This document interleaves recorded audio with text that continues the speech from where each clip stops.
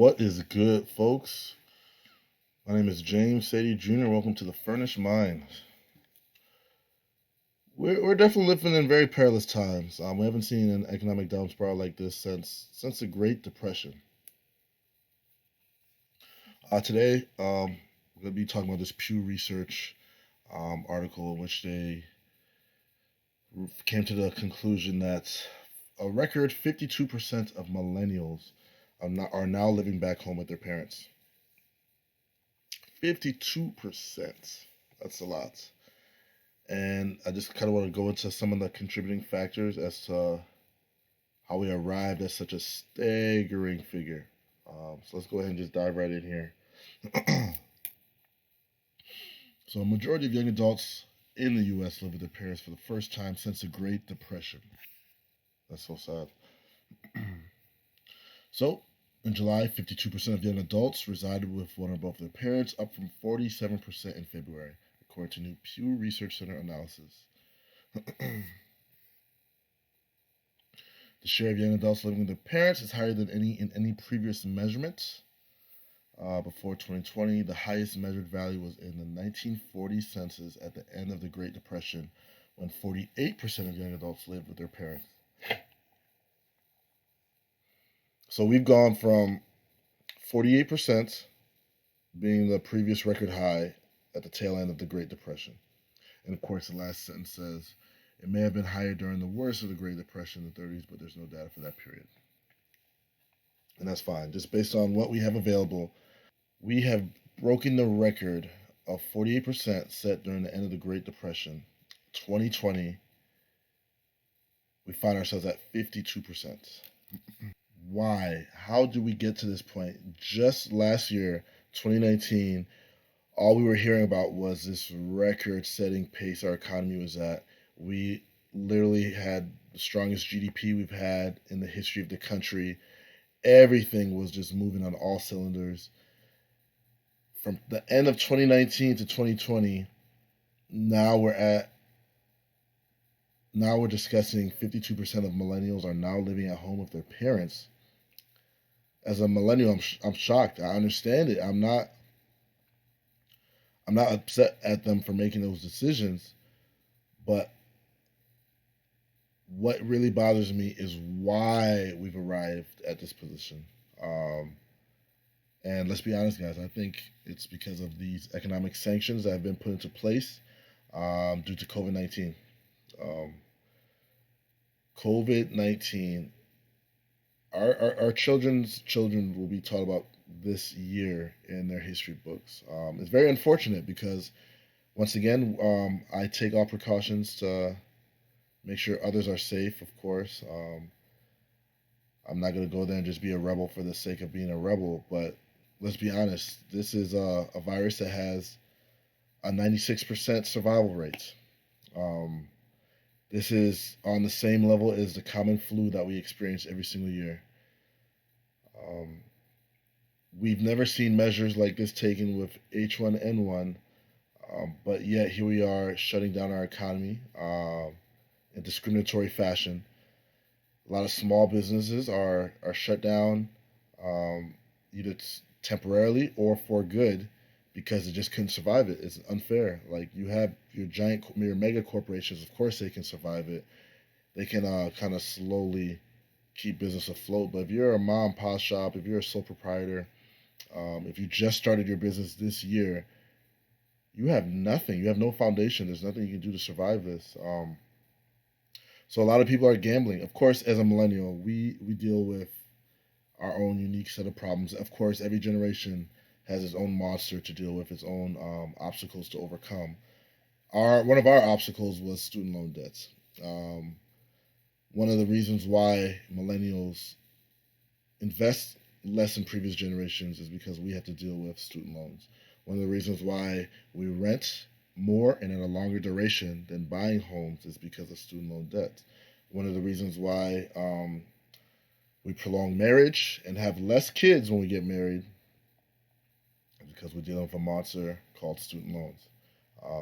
And that's understandable. Like I said, every generation deals with its own obstacles, and that just happens to be one of ours. So the reason I'm bringing that up is because not every millennial has that dream, like 70K or higher career. And actually, let's pull up this article here. Hold on one sec. This article by The Atlantic, Millennials Don't Stand a Chance. Fact or fiction? Even the introduction, hello, lost generation. The millennials entered the workforce during the worst downturn since the Great Depression, saddled with debt, unable to accumulate wealth, stuck in low benefit, dead end jobs. They never gained the financial security that their parents, grandparents, or even older siblings enjoy. They are now entering their peak earning years in the midst of an economic cataclysm more severe than the Great Recession, near guaranteeing that they will be the first generation in modern American history to end up poorer than their parents.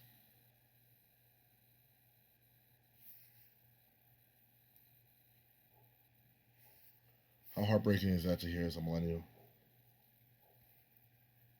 All right, so the contributing factors I was kind of alluding to earlier. Millennials are, for now, disproportionate holders of the kind of positions disappearing the fastest. This is a jobs crisis for the young, the diverse, and the contingent, meaning disproportionately of the millennials. They make up a majority of bartenders, half of restaurant workers, large share of retail workers. They're also heavily dependent on gig and contract work, which is evaporating as the consumer economy grinds to a halt. It's a cruel economic version of that old Catskill resort joke, yada yada yada. All right, so majority of millennials still hold entry level positions that don't even require degrees. Um, so when you kick the economy from under our feet, we're falling to the immediate bottom. There's no safety nets. That's kind of the point of what they're alluding to here. Um, Bartenders, of course, restaurant workers, the partiality we've been seeing from our local leaders, it's been very unfortunate. It's been very ascientific, which is my objection, of course, but it's unfair to those in service industry jobs because, of course, a lot of the sanctions put in place hit their businesses the hardest. Restaurants had to operate at half capacity for certain phases. Some restaurants, if or some bars, if you didn't have a restaurant as well or a kitchen in your bar, you're just going to be closed down during some of the phases. So for the bars that had restaurants, and then the restaurants in general, they were, I mean, let's be honest, their overhead costs were probably a lot more than the actual money they were bringing in. A lot of these restaurants were operating in the red. Let's be honest here. A large share of retail workers, once again, a lot of retail outlets had to operate at 50% capacity or less, weren't bringing in the kind of money they needed. A lot of these companies were just slowly hemorrhaging until they just died off. Um, it's unfortunate.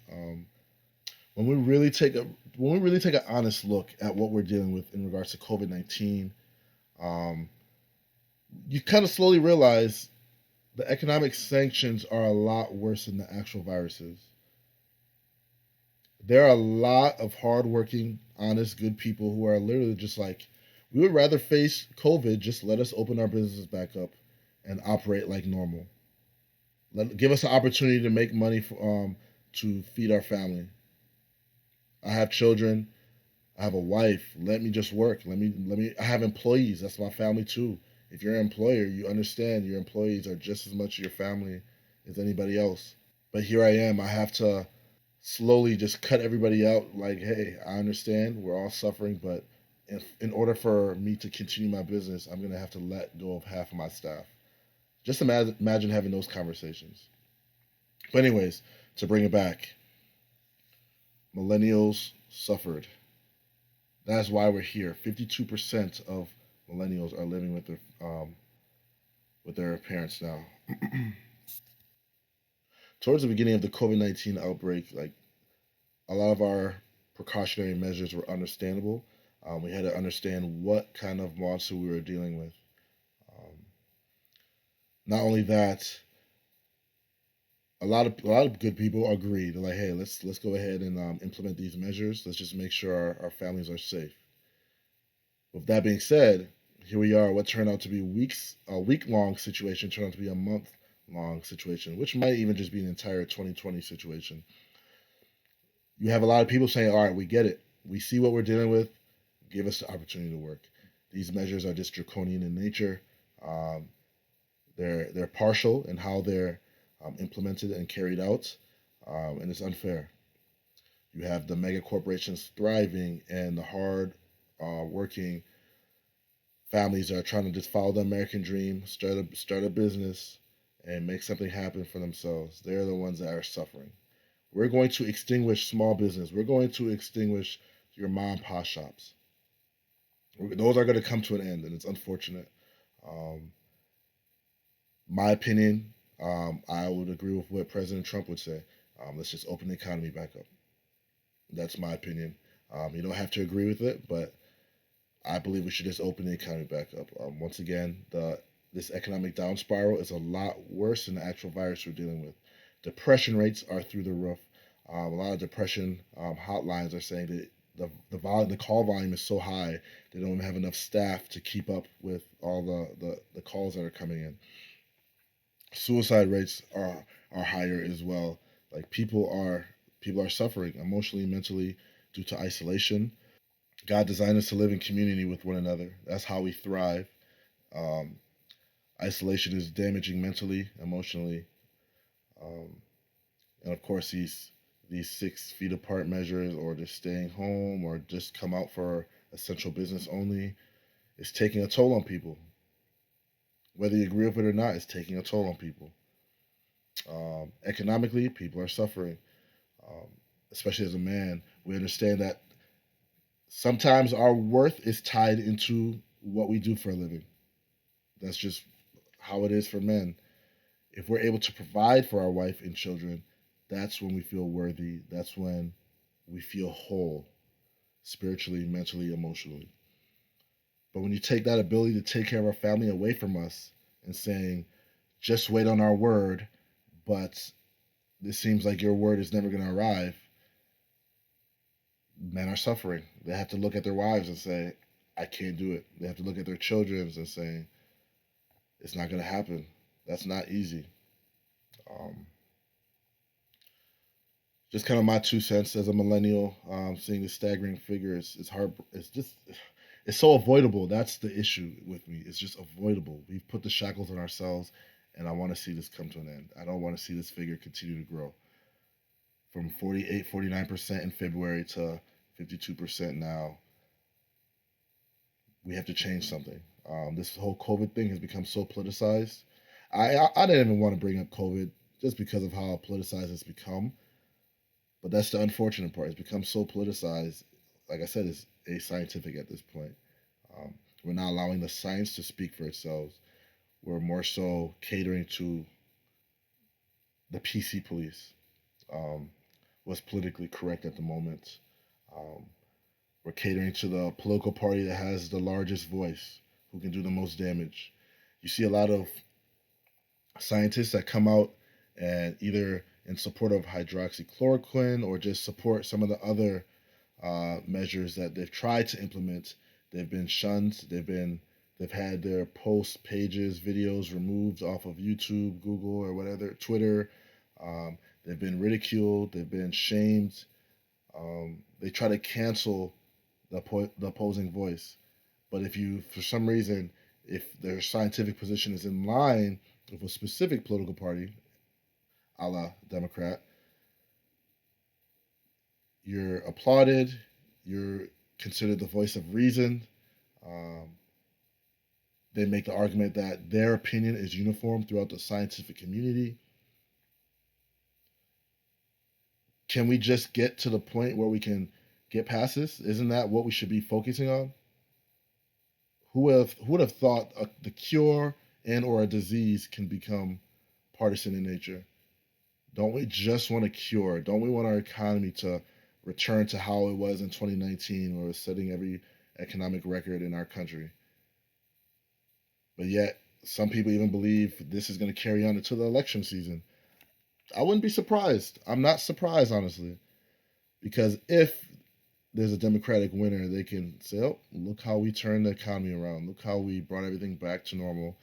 The last administration failed." I'm not gonna buy it. I don't buy it. We can return everything. We can restore a degree of normalcy right now, and I want to see that happen. But just my 2 cents again, as a millennial, seeing this definitely struck a chord with me. Other than that, you guys let me know your thoughts as well. Should we just return our economy back to normal? That's my position. Or do you guys believe these measures are necessary, although uncomfortable, but unnecessary, um, part of the process as of right now? Let me know, guys. Again, my name is James Saydee Jr. This is The Furnished Mind. Deuces.